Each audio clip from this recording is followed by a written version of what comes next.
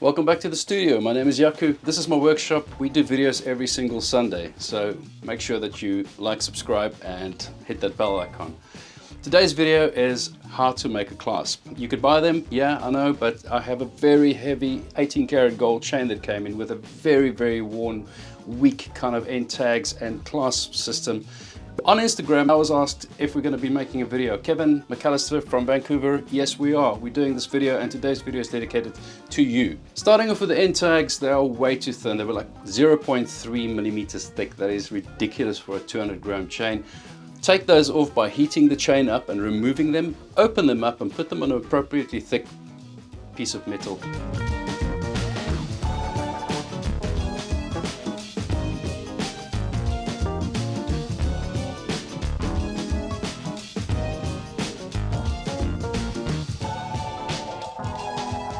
Trace them. We know that they're the right size, they're just not the right thickness. So all I'm going to do is trace them out, cut them out, bend them round, and we've got our new end tags. Just a little note, before you bend them round, also get your rounded profile on the edges because your chain's profile is sort of round.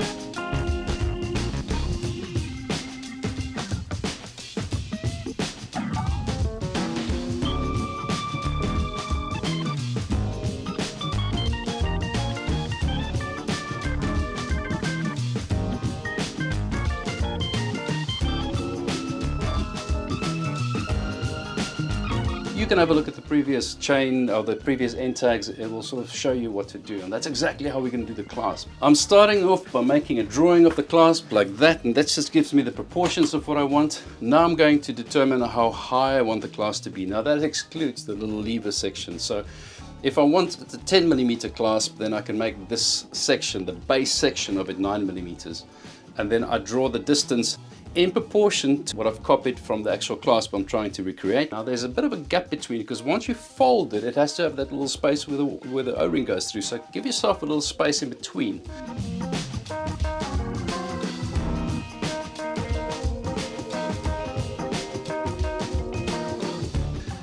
Once you've got that flat profile over there, I do exactly the same as what I've done with the end tags, which is doming it like that.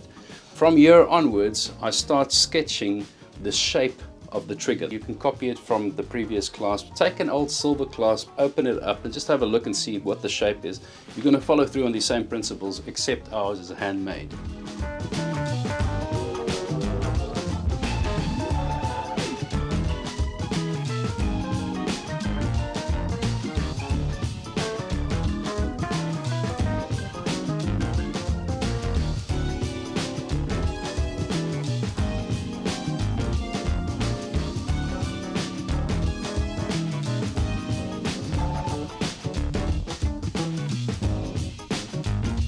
I now have the trigger, which is 1 millimeter thick. I've got the back plate and the top plates fixed on top of each other with an embossed area where I'm going to be placing the spring mechanism. Determine the center part of that little framework that you've created on the trigger section. Draw the hole, and I've placed a little tube through that. Now I use the tube because, unlike your usual clasps that have a little notch on the sides over here and squeezes, and if you get any kind of tension on it, it opens and the middle part falls out. I'm putting a wire straight through. So the tube allows me to go through the trigger mechanism, and then from the outside I'm going to put a wire straight through there, right down the other side, and I'm... sorry, I get it. Sorry, continue, sorry. You got it? Yeah, sorry, as you were. All right.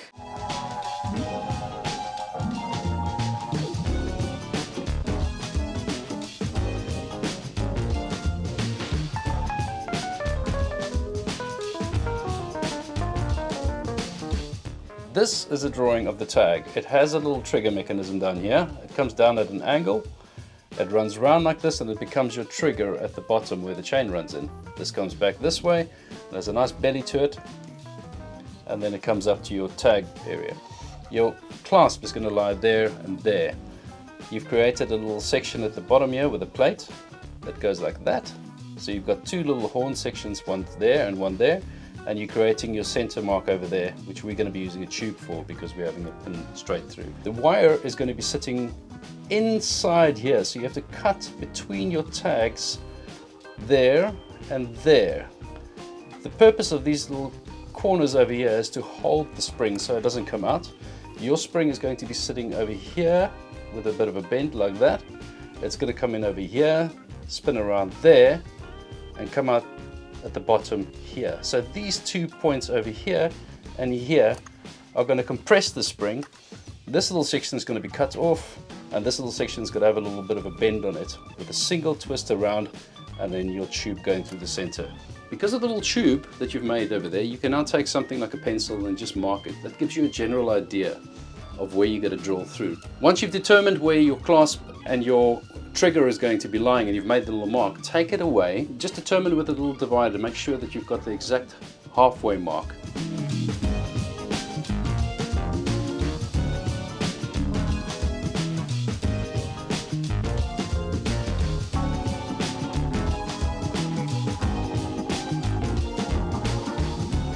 Now you can imagine that tag's going to open up and it's going to close. The part where it closes at the bottom is going to meet with the first part of the clasp going around like this.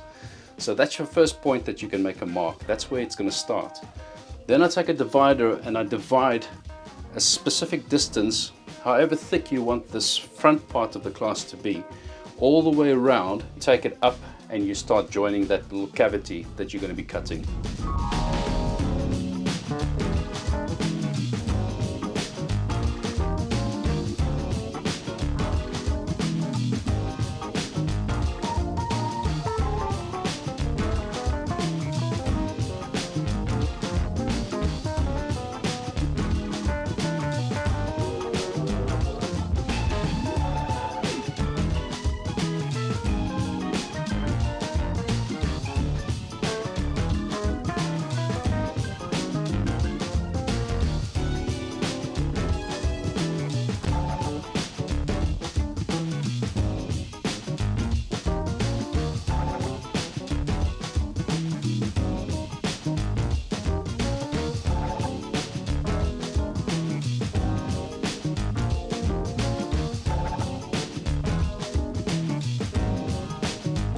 The two parts are soldered in the front and it comes around, that split happens. That little section where that opening is actually where your spring mechanism is going to stick up against.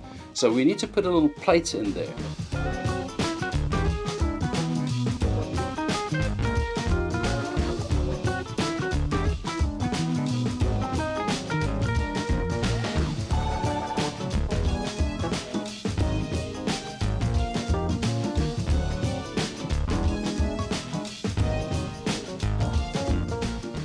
The term piano wire gets thrown around loosely, and you can go and try and find it in the shops and it will say piano wire, and when you bend it, it just bends. You're looking for really, really hard steel, and the steel that I'm using for this stuff is guitar strings. If you find yourself a friend that plays guitar, or if you do yourself, you know when you cut off the strings once you've tuned it and you put new strings on, the G string is what I'm going to be using. So this clasp is made using ultimately a piece of guitar. The clasp has a G string inside of it. The G string, they're incredibly flexible, they hold their tension, and that's probably what they're using when they're putting the original clasps together as well. There's nothing better. This is going to do the job. If ever you find a clasp that comes in that's broken and you want to repair it, typically it's the G string that that you can use.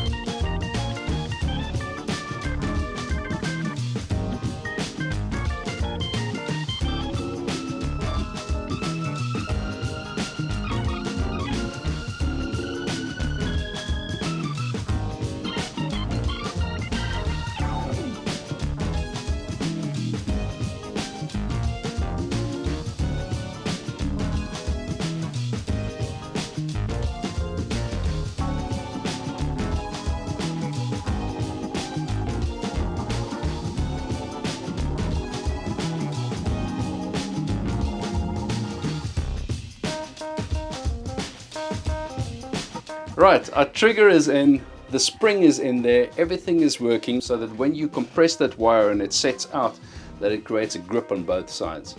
That's the very last thing. Now be careful when you're putting it together, don't bring a hammer to it. I think you might have taken a hammer to it. I did. If you're going to be using a hammer like I did, be very careful, stay on the actual wire and don't go too crazy with it because it can actually compress the two parts together and trap the little mechanism. And once you've done the little burnishing, work that off and you know what? We've made a clasp.